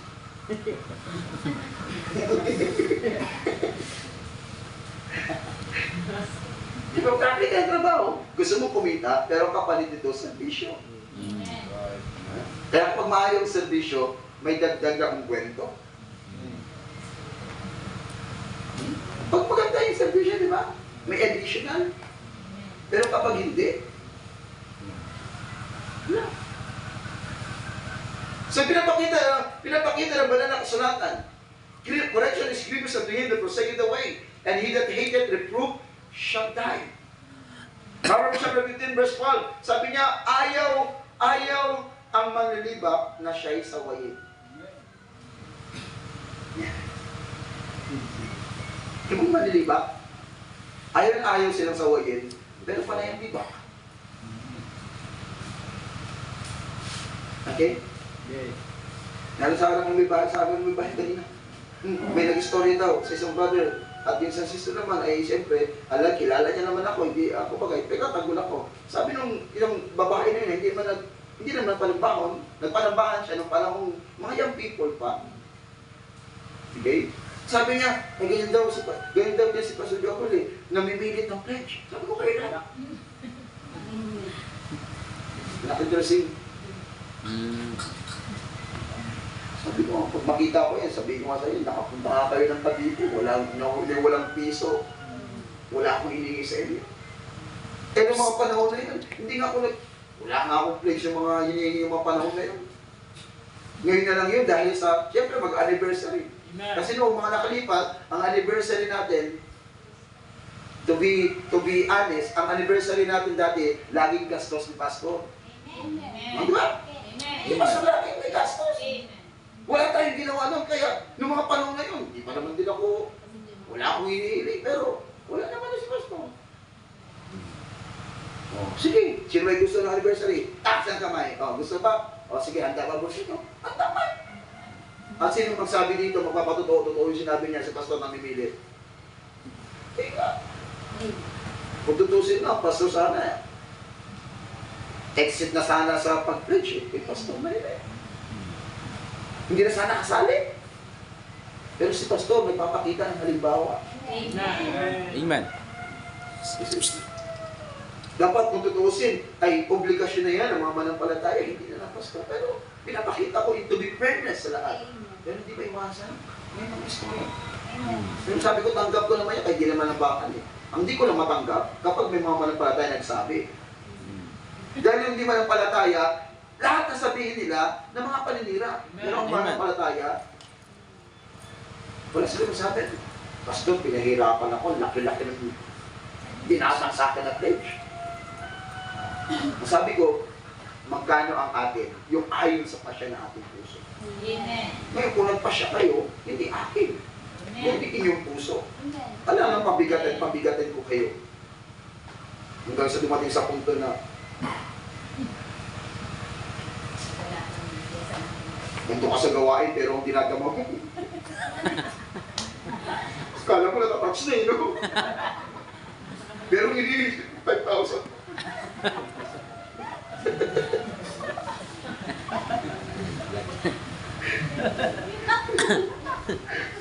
Ano yung pasal? Kung palahit ko, Brad, na-touch ka. Kakaman ka. Meron ako isang narinig niya. Yung isa dating mahilig kumanta, wala na rin sa church. Inisyon din ako yan. Pinilit. 1,000 pinilit. Pledge.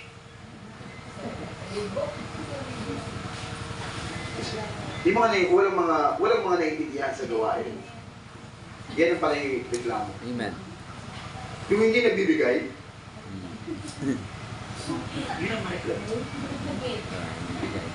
yung mga sumisilip ng tithes, yung mga hindi nagbibigay. Amen. Amen. Tapos kung magbigay naman, nakita lang si Pastor ng Jollibee, tithes ko yan. Hindi dahil sa akin, mag-Jollibee yan si Pastor. Uy, naulak lang daw sa malikaw. Eh, kala mo, ikaw lang makapagpa-Jollibee sa akin. Di sa man di ka nag-aatag, Jollibee man kami. Nag-i-share sa ibang church eh. Dahil Pastor ay... Pero hindi niya naintindihan. Nung nangailangan siya, lumapit siya, pero dumating na pagpapala, kaya nasilip man. So, yung ginugtang sa akin, wala ako.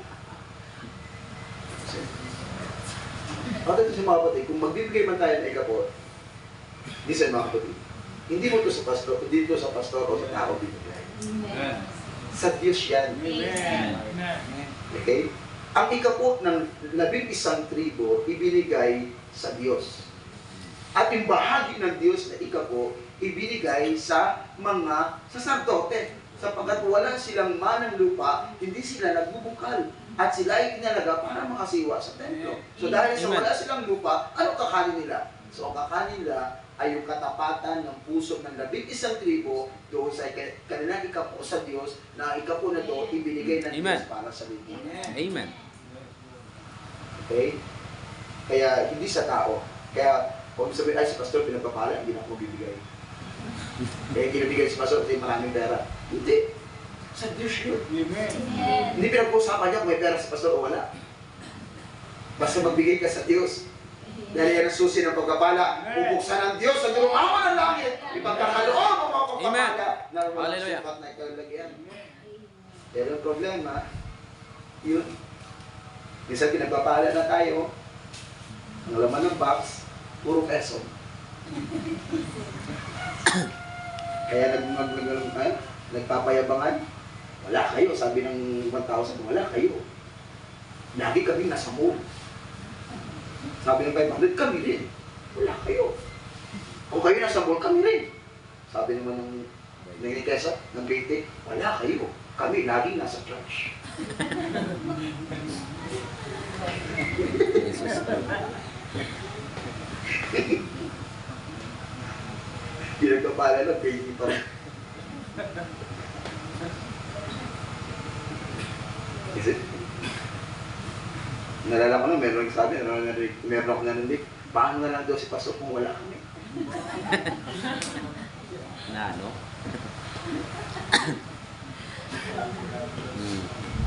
Sabi ko, kailangan, hindi naman kayong tumawag sa akin.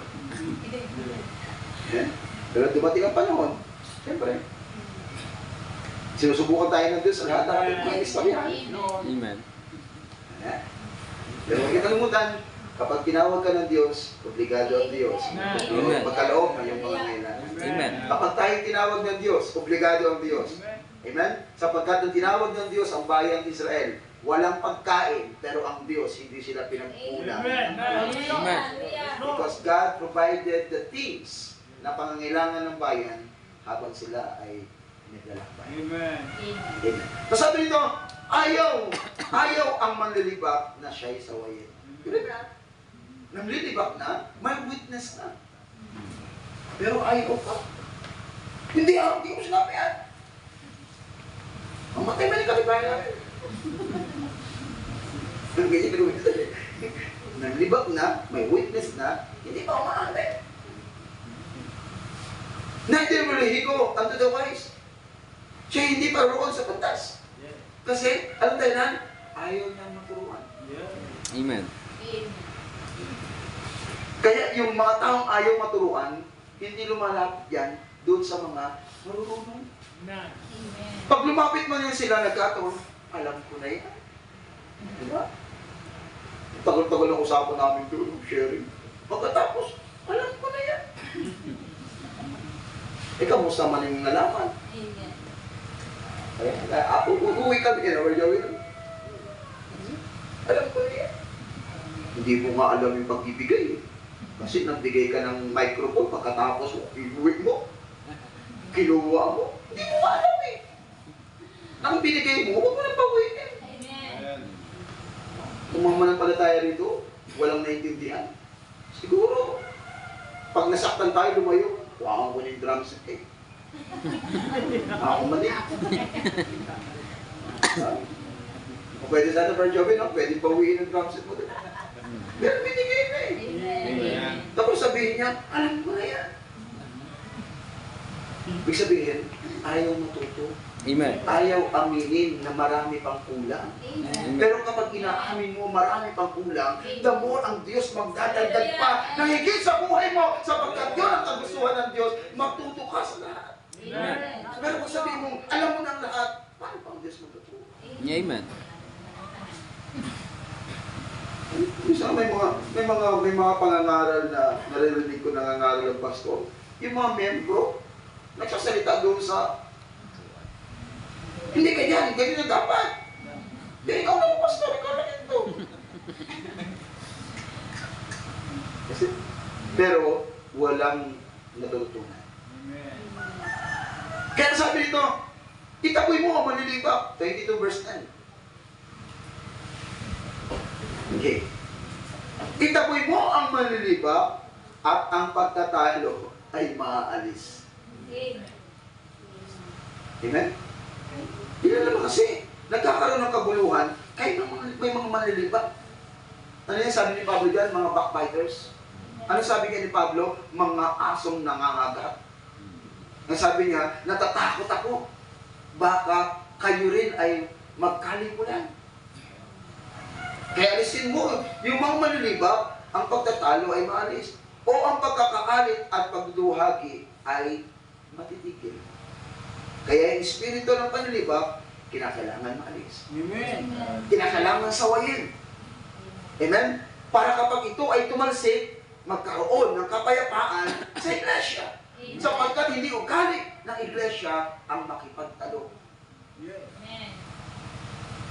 Amen? Hindi ugali ng iglesia ang makipagtalo. Pero kung sila ay aawayin mo, marunong silang dumepensa. Kaya sabi ko na kami sharing, habang kami nag-almusal ng Biyernes, haba pa ng usapan namin. Ang mga manampalataya, hindi lang marunong dumepensa. Kasi nung mangyayari, puro ka depensa. Kapag merong mga nagsishare sa'yo, puro ka lang depensa. Umatakit ka rin. Amen. Pero magbantay ka, baka bumutan ka ng baril.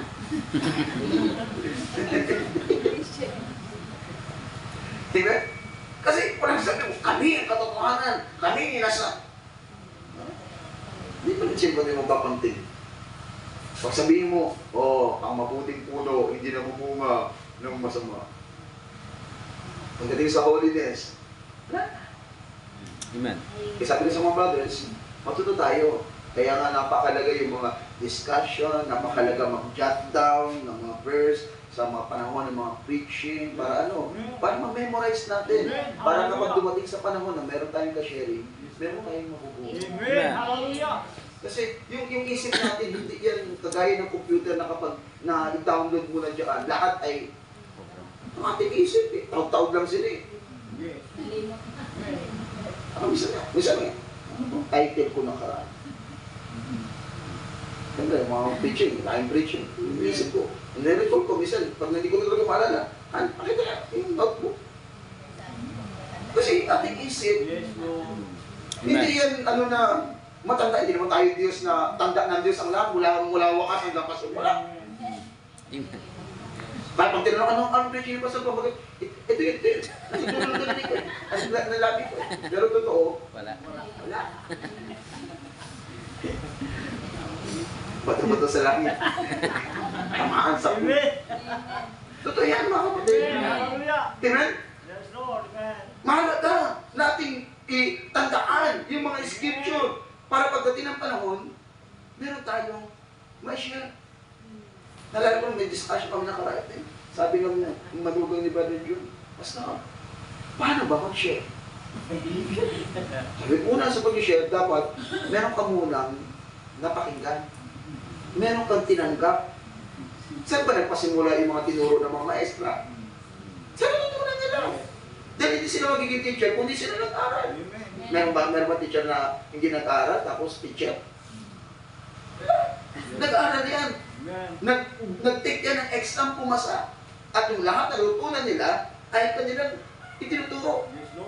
Kahit teacher na sila, nag-aaral pa yan. Amen. Gumagawa pa yan ng lesson pa. Nag-aaral pa yan. Ano yun? Kumbaga, inaalala nila yung mga lesson pa nila. So, hindi, walang, kaya sabi ng Bible, yung pag-aaral na walang katapusan, yung Ecclesiastes, diba? Ay, the more na, marami ka natutunan, the more na yung kabagabagan, yung troubles ay naranasan. So, ipinapakita ng banal na kasulatan na napakahalaga na tayo ay tumanggap ng turo. Sabi niya, in the book of Proverbs chapter 15 verse 31, ang taengang nakikinig sa saway ng buhay ay tatahan sa gitna ng pantas. Okay. Ang taengang nakikinig, listen, ang taengang nakikinig sa saway ng buhay ay tatahan sa gitna ng pantas. Okay? Sapagkat ang bawat isa nakikinig ng saway, sa pamagitan nito, tinitipon tayo eh. Kaya makita niyo mga kapatid, ang salita ng Panginoon ay pagsaway. Kaya ang lahat ng tumatanggap ng saway, nananatili, nakikisama, nakikijoin sa mga pantas. Kaya ang kalipunan ito ay kalipunan ng mga pantas na sila'y pinadunong ng salita ng Diyos na tumanggap ng saway, kaya nanatili sila. Pero tingnan mo yung mga hindi nanatili sa saway. Ayaw na ako. Doon na lang kayo mangarap sa mga unsaved. Huwag na, alam ko na yan eh. Kaya ngayon, ayaw nilang tumanggap ng panampalataya dahil alam nila masasaway sila. Amen. Ayaw tumanggap ng mga tao, lalo na ang kaso nila, adultery, sa message dahil alam nila masasaway sila. Amen.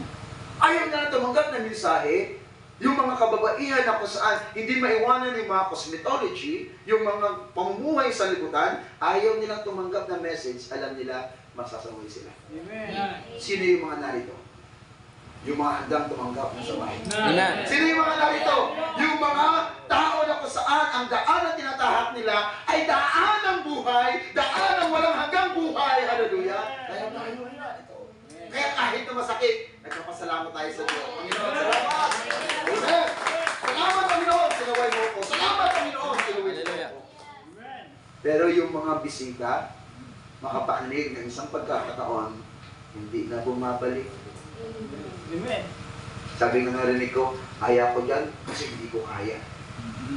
Kaya galing sa kabila, punta sa kabila. Patalis ng kabila, punta sa kabila. Puro na lang sa kabila. Napansin niya? Amen. Hindi sila tatagal. Amen. Sapagkat ang tatagal sa kapisanan ng Diyos, at tatagal sa bahay ng Diyos, yung mga anak ng Diyos sa buhay, sila yung tatagal, sila yung maglilingkod sa Diyos, sapagkat alam nila ang pagparaon sa buhay na wala hanggan, hindi madali. Amen. Hallelujah. Kaya sabi ko sa ating mga brothers, pagdating sa kaligtasan, mahalaga ang aral.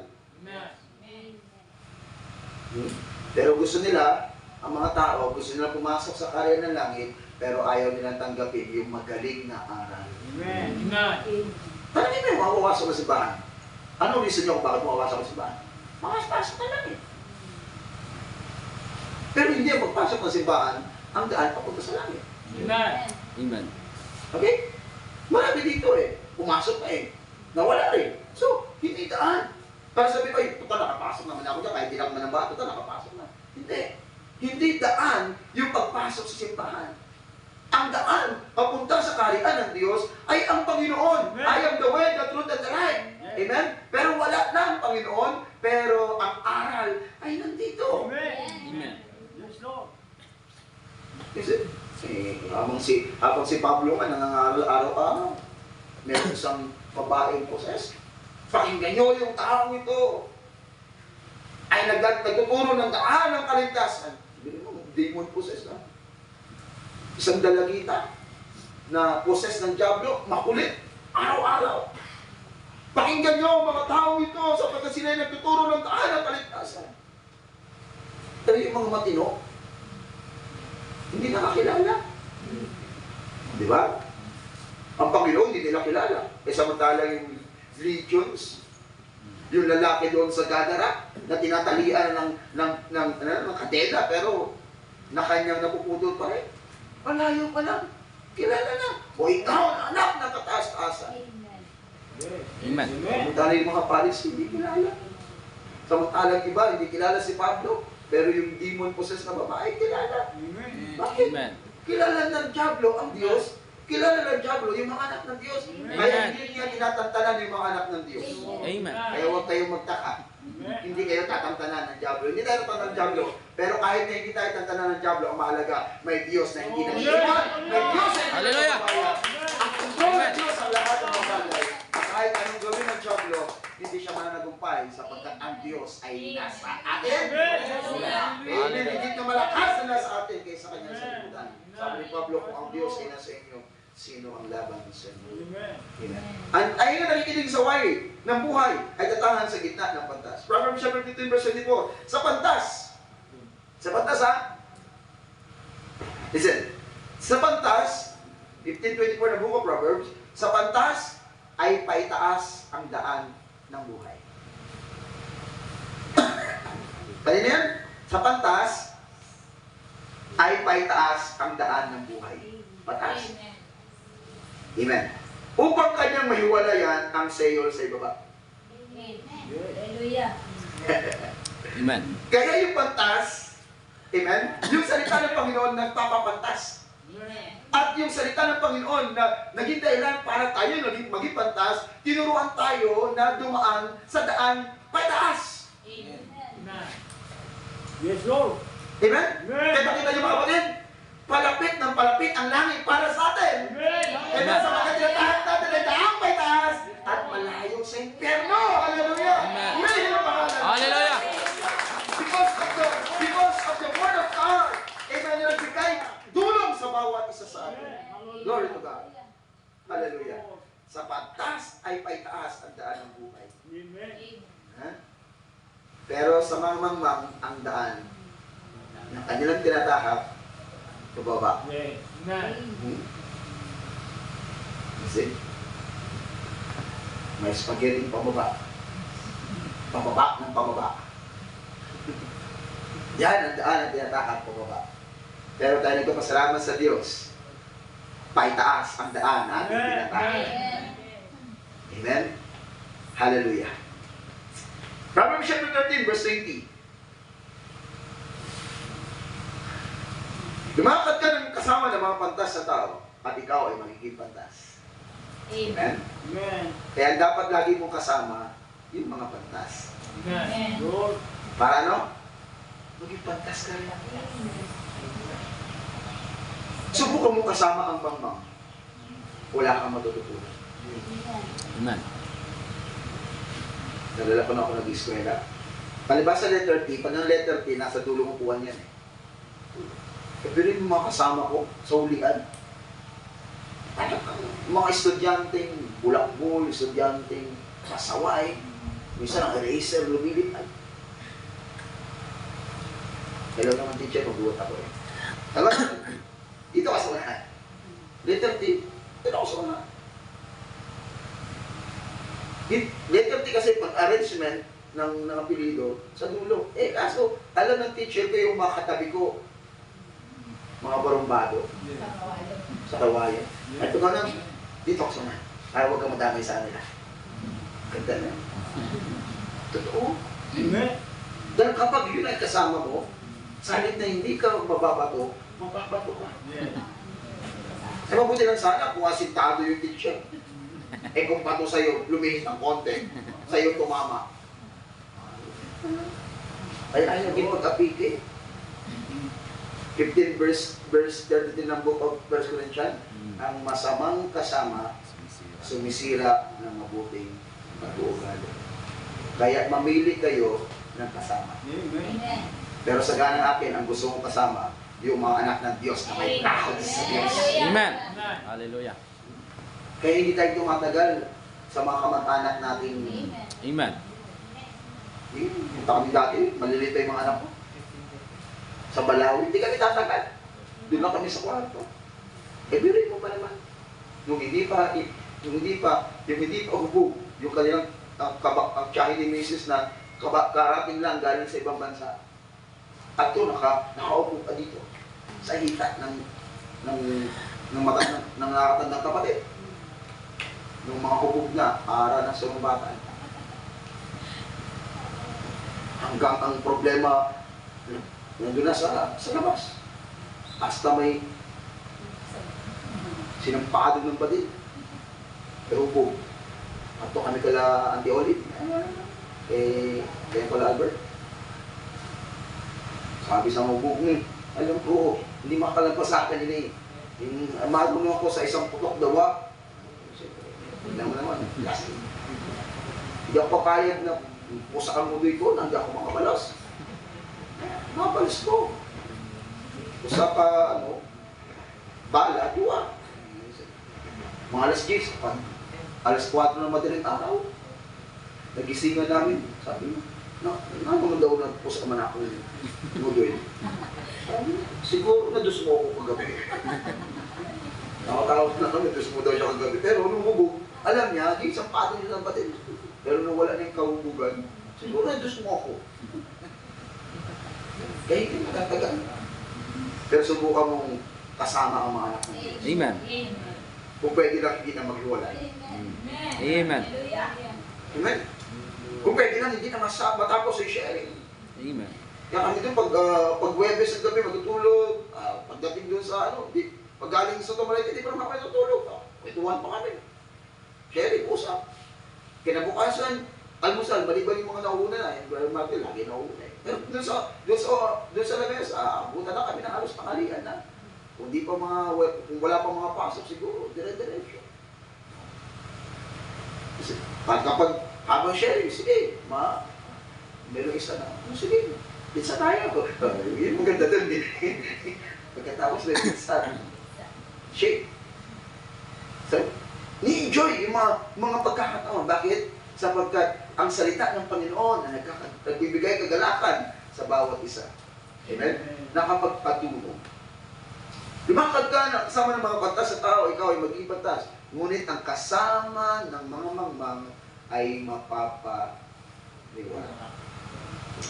Okay. Chapter 10, verse 16. Sila mga sandali, mga kapatid.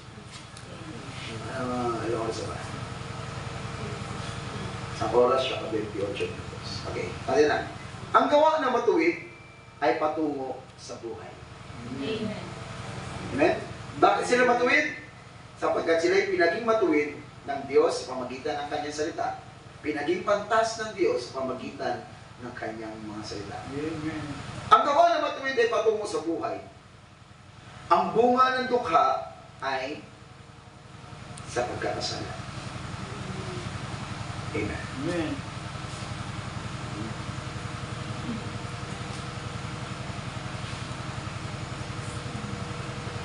Sa Tagalog, ay ibang Tagalog, ang gawa ng matuwid patungo sa buhay, ang bunga ng dukha ay sa pagkakasala. So hindi to contrast eh. Pag ang Proverbs sa papayag, in comparison lagi sa matuwid, sa masama. Okay?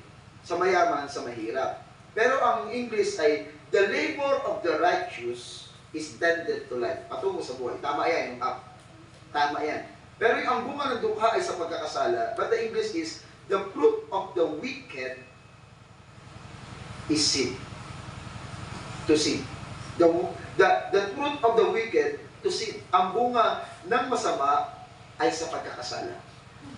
Okay? Pero dito, ang bunga ng dukha ay sa pagkakasala. Hindi dukha. Sapagkat sa English, wicked. Pag sinabing wicked, masama. Okay, so mali yung translation ng Tagalog. Sapagkat, kawawa naman yung mga dukha.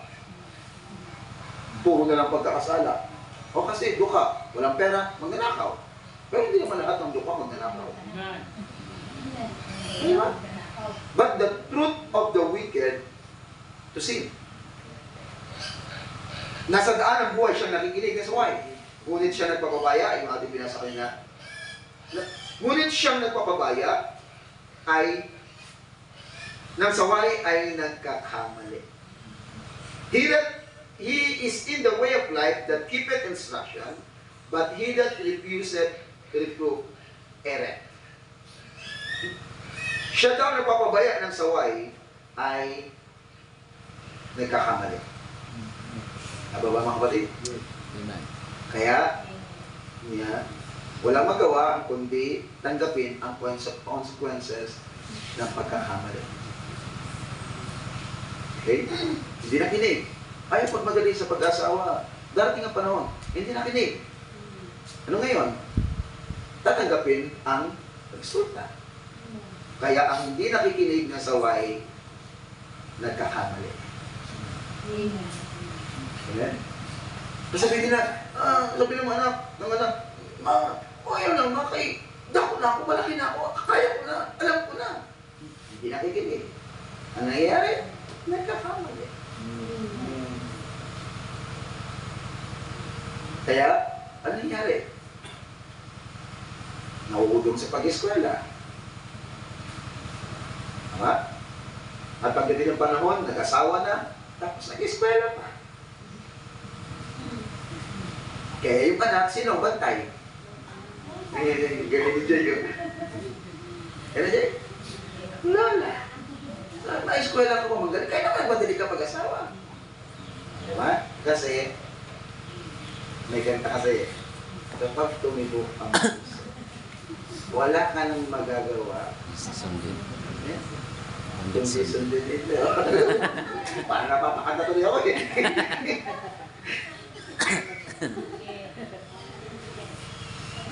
Kapag tumibok ang puso, wala ka nang magagawa pang susundin ito.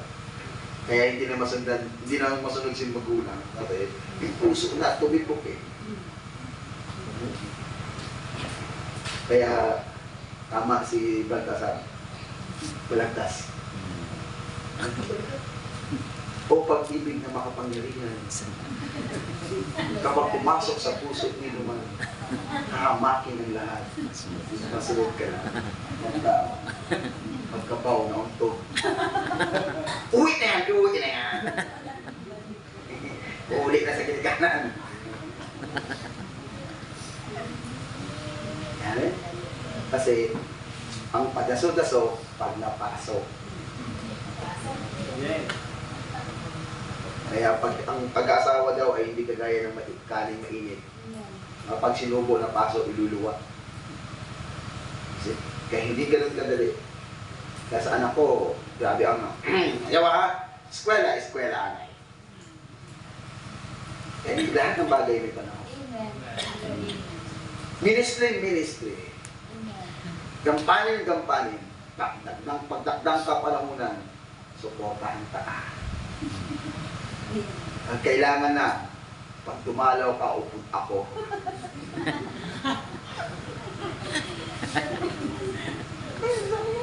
Alis ako sa mga anak ko. Ang dami kaya dyan. Ayun na pagkita sa iba. Ada na sa patay mo.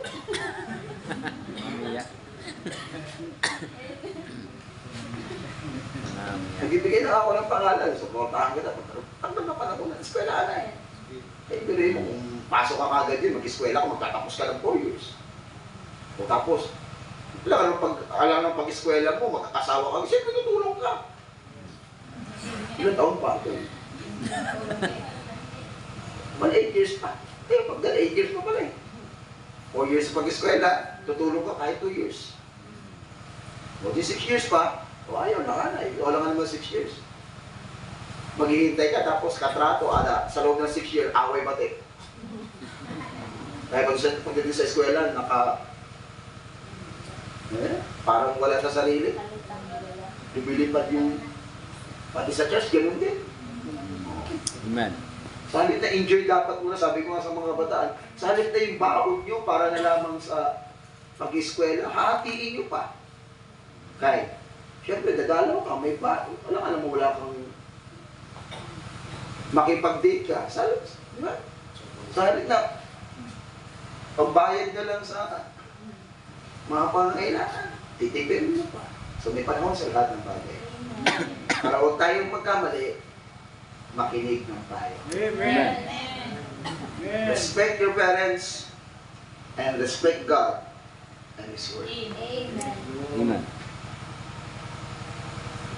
Nasa daan ng buhay, siyang nakikinig ng saway, ngunit siyang nagpapabaya ng saway, nagkakamali. Siyang nagkukubli ng mga pagtatanim ay sa mga mangdarayang lapi.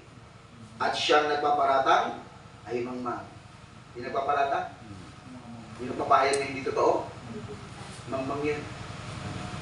Kaya tawanan ko na lang. Wala nga akong gandaan.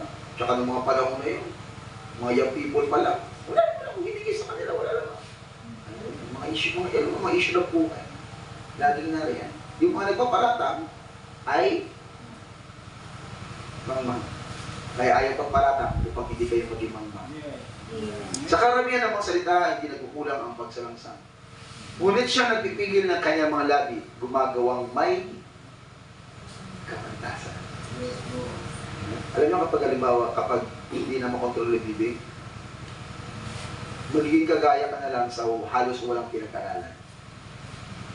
Kahit pantas ang tao, pero kapag hindi niya makontrol ang kanyang bibig, sabi nito, ang hindi nagpipigil ng kanyang mga labi, ngunit siya nagpipigil ng kanyang mga labi ay gumagawa may kapantasan. Pero sabi niya, sa karamihan ng mga salita ay hindi nagkukulang ang pagsalangsang. Ngunit siya nagpipigil ng kanyang mga labi, gumagawang may kapantasan. Sabihin, kapag marunong ka magkontrol ng bibig mo, you are wise, pantas. Dahil kapag ikaw sige-sige, sabi nito, hindi may iwasan ang pagkakasala. Ang dila ng matuwid ay parang piling-pila. Ang puso na masama,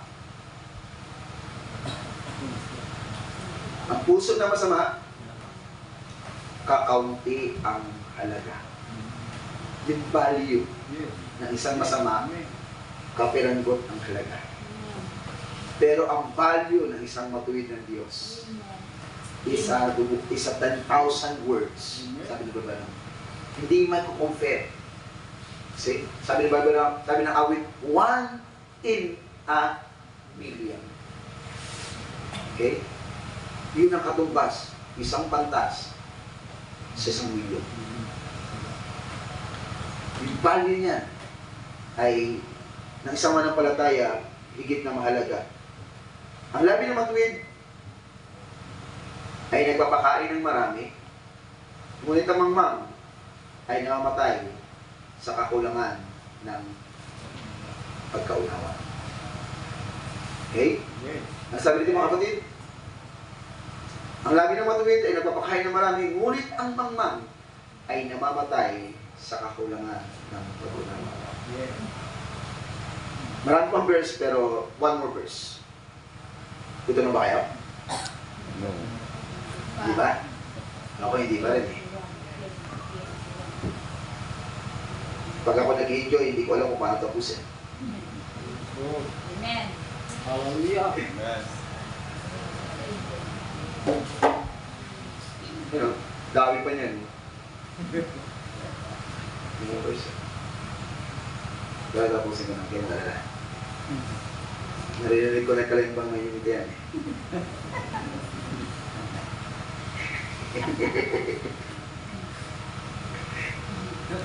Amen. Proverbs chapter 13 verse 18.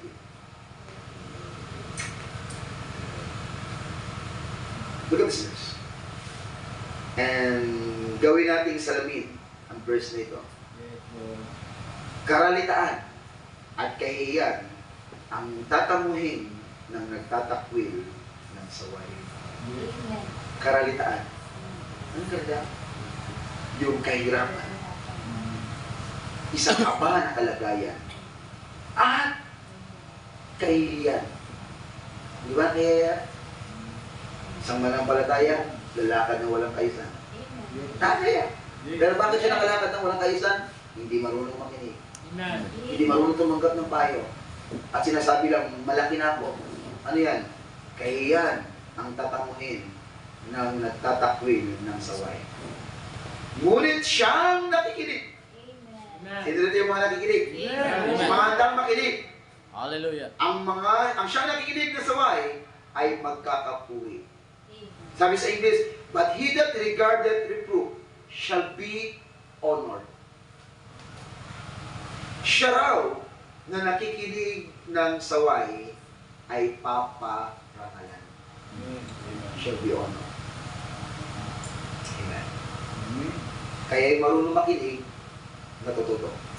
Amen. Amen. At yung mga natututo, kasama sa honorable mention. Amen. Pero yung walang natutunan, hindi kasama. Kasama saan? Sa honorable. Honor. Pero yung mga nakikinig, natututo, wow. Yung magulang, kapag akyat ang templado, tuwang-tuwa. Makaway-kaway. Anak ba yan? Yeah. Kasama sa honorable mention. Pero kapag ang anak ay pasukay, di ko nakit. Di ba na masarap mga kapatid? Dumating ang takdang kapanahunan, ang Diyos ang mag-grow. Kagaya ng ginawa ng Panginoon ng Diyos, ang kanyang puntong na, ito ang sinisinta kong anak na lubos kong pinahulutan. Amen. Amen? Sino ang gusto nito ipagmalaki tayo ng Diyos? Amen. Hallelujah. Amen? Si Job, pinagmalaki ng Diyos. Sino ito gusto ipagmalaki ng Diyos? Amen. Takot Hallelujah. tayo kasi Job nung pinagmalaki. Sino? Grabe kasalimuot ng kinalagay, ang kinaharap. Amen? Yes. Ipinagmamalaki tayo, pag malaki tayo ng Diyos, may kapalit. Pero ang kagandahan lang nun, hindi ka iwanan ng Diyos. Amen. Hindi tayo mabayaan ng Diyos. Kasama natin ng Diyos sa lahat ng araw. Amen. Purihin ang pangalan natin. Amen.